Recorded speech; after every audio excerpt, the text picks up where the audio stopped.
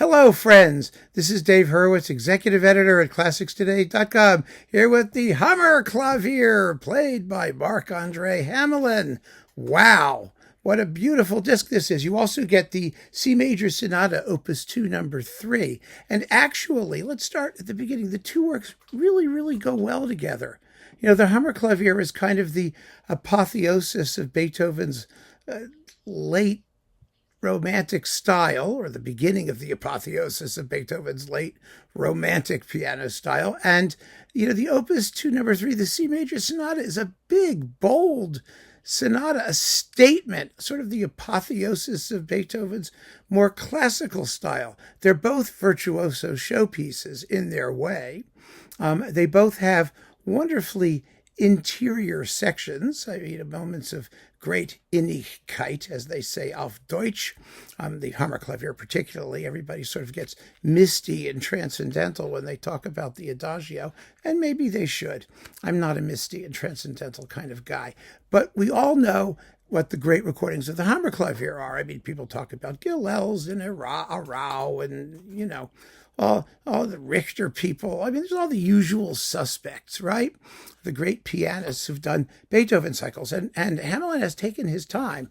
He has not been doing a lot of Beethoven, which is good for him. I mean, really is, because he's carved out a niche for himself as a great virtuoso in obscure Romantic repertoire, which has become substantively less obscure because of him. I mean, he's done a tremendous amount to revivify and expand the piano literature, and he can't get enough credit for that. He really can't. But he also deserves to be able to take on the more standard stuff and the more difficult stuff. And, you know, one of the things that always bothered me about the way his recordings get received, I mean, usually they're rapturous. You know, he doesn't need me to say he's a tremendous artist. But a lot of people suggest that his interpretive stance is rather cool, that he uses virtuosity at the expense of expression, intellectuality, meditativeness, transcendental, spiritual, oneness with the Godhead, whatever you want to call it. And I think that that's such a shame, because I don't think it's true at all. I really don't. I think a lot of it comes from the fact that the people who are reviewing him don't know the music that he's playing as well as he does. Let's put it that way. But here's going to be a case in point, because this is it's a bravura performance for sure of the Hammerklavier, both sonatas really, but it's also one, I think, of great depth and probing intelligence. It's a wonder. I mean, you can tell right from the very beginning, the opening of the Hammerklavier, that there's going to be a really beautiful feeling of flow, a sense of rubato, a joy in the virtuosity of the work. I really like the Adagio. It's 18 minutes long, which is about, standard length. But what Hamelin does with it is wonderful. It begins in what you might call almost more conventional way, that it's flowing and it's rhythmic and it has, sort of gusts of passion. But then as it progresses, it seems to me it becomes more and more,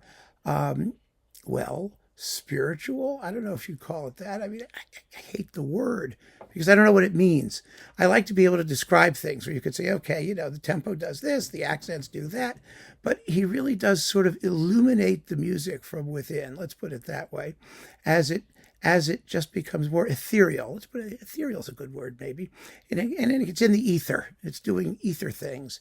And then it beautifully segues into that fabulous introduction where we begin to get counterpoint and stuff. And the fugue, well, the final fugue is fabulous. It's transparent and it's forward pressing and exciting, and it's just gorgeously played. I mean, it really is. It's absolutely wonderful. So this, I think, is a terrific performance of the Hammerklavier.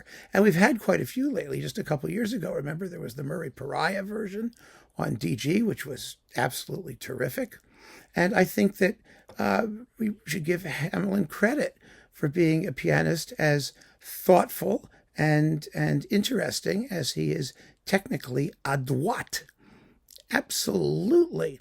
Now, Again, the C major sonata, the early C major sonata, works beautifully in tandem with the Hammerklavier. It comes after, actually, which is nice because it's kind of refreshing. It's like taking a nice refreshing shower after a heavy duty workout. It works really, particularly the finale, because Hamelin balances really well the contrast between the scherzo and the finale. The finale really is lighter than the scherzo here, and he manages to make it culminate very nicely, while at the same time giving the scherzo that wonderful accented, Beethoven scherzo quality, that sort of driving, pounding, dance-like quality. And of course, this particular scherzo also begins with a wonderful little contrapuntal opening, which in the slightest possible way anticipates the contrapuntal effulgence, which will characterize the finale of the Hammerklavier. So the sonics are great. My only criticism of the sonics would be a certain hardness in the upper register of the piano, but you can adjust your volume and whatnot and probably make that work out just fine. And I am happy to welcome this recording, which I've listened to for quite a while now. I mean, I gave it some time. I didn't want to be facetious in my review. I wanted it to be serious as the work itself and Hamelin's performance of it. Did I succeed? Probably not, but you should listen to it because Hamelin succeeds, and that's what matters. So keep on listening, friends. Thanks for joining me. Take care.